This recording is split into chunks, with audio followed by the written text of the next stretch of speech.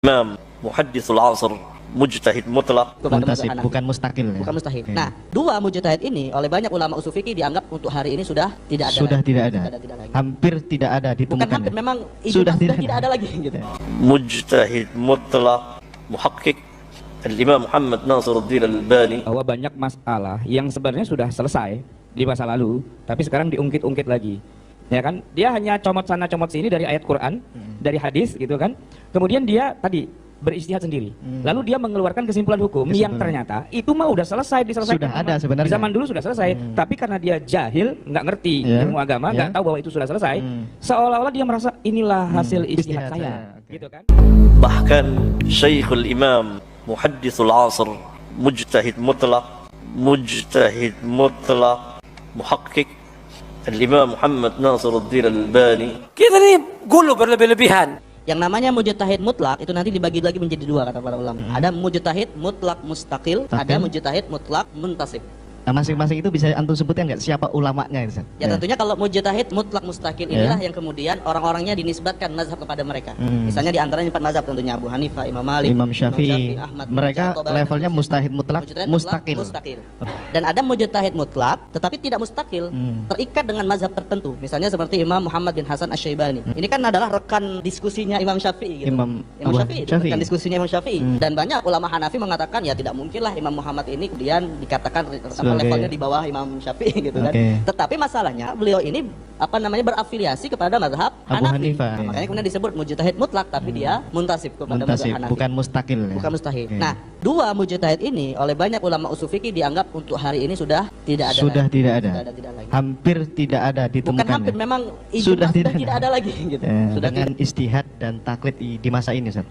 Banyak juga di antara kita mungkin sebagian dai itu menyampaikan pendapat pribadi seolah-olah itu adalah fatwa beliau sendiri. Bagaimana, Ustaz?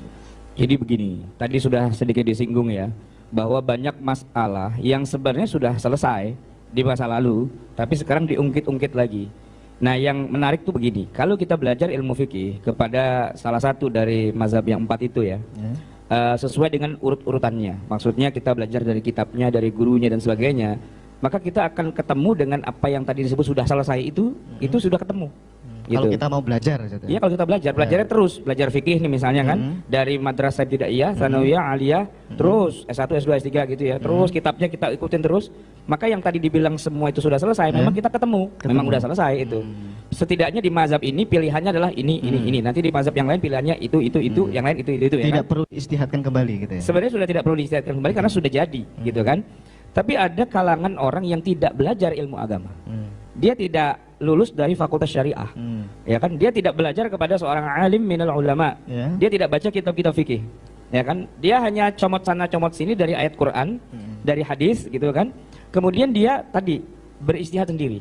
Lalu dia mengeluarkan kesimpulan hukum yang ternyata itu mah udah selesai diselesaikan. Sudah ada sebenarnya. Di zaman dulu sudah selesai, tapi karena dia jahil, nggak ngerti ilmu agama, nggak tahu bahwa itu sudah selesai, seolah-olah dia merasa inilah hasil istihad saya, gitu kan? Begitu kita cek, itu mah udah 14 abad yang lalu udah selesai. Maksudnya selesai itu maksudnya sudah dibahas oleh para ulama dengan dalilnya dan apa segala lengkap. Sebenarnya gitu kita tinggal baca saja, Ustaz, menyampaikan Enggak, saja. maksud saya begini. Orang sekarang itu merasa dirinya sebagai mujtahid, itu udah ketinggalan kereta, gitu loh maksudnya. Masalah itu sudah kutila bahsan. Kutila bahsan, istilahnya begitu. Sudah selesai dibahas orang di masa lalu, sudah terbunuh dia, sudah nggak perlu dihidupkan lagi mayatnya. Kenapa? Karena sudah selesai. Ada yang selesainya dengan kesepakatan dan ada yang selesainya tidak dengan kesepakatan. Contoh yang tidak dengan kesepakatan tidak disepakati bahwa kunut itu masyru' apa tidak, kunut subuh gitu kan. Tapi ada yang sudah disepakati, misalnya sudah sepakat ya bahwa ketika seorang suami mengatakan anti taliq kepada istrinya, selesai sudah masalah itu, gitu kan. Hari gini tiba-tiba ada yang bilang nggak bisa, harus ada saksinya, gitu kan. Dia mengungkit-ungkit sesuatu yang sudah selesai dan disepakati 4 mazhab. Tiba-tiba hari ini dia mengatakan enggak, ini harus kita pikirin ulang.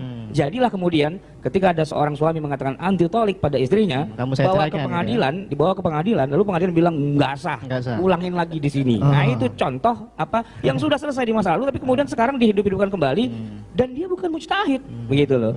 Nah, tapi memang sudah ada juga dulu disebutkan. Cuman di masa lalu oleh Ibnu Hazm, itu kan pendapat Ibnu Hazm yang dia berseberangan dengan empat mazhab yang mu'tamad itu. Mereka mengatakan ketika suami bilang pada istrinya, anti talik, kamu saya talak, tidak perlu saksi. Tapi Ibnu Hazm tiba-tiba datang di dalam Al-Muhallanya mengatakan bahwa harus ada saksi, dalilnya Al-Quran begini. Itu sudah kutilah bahasan juga sebenarnya. Di zaman sekarang kemudian ada orang menghidup-hidupkan kembali pemikiran seperti itu, dan malah resmi jadi kompilasi hukum Islam di Indonesia. Jadi agak repot ya mau menalak istri di Indonesia, Pak Ustaz ya.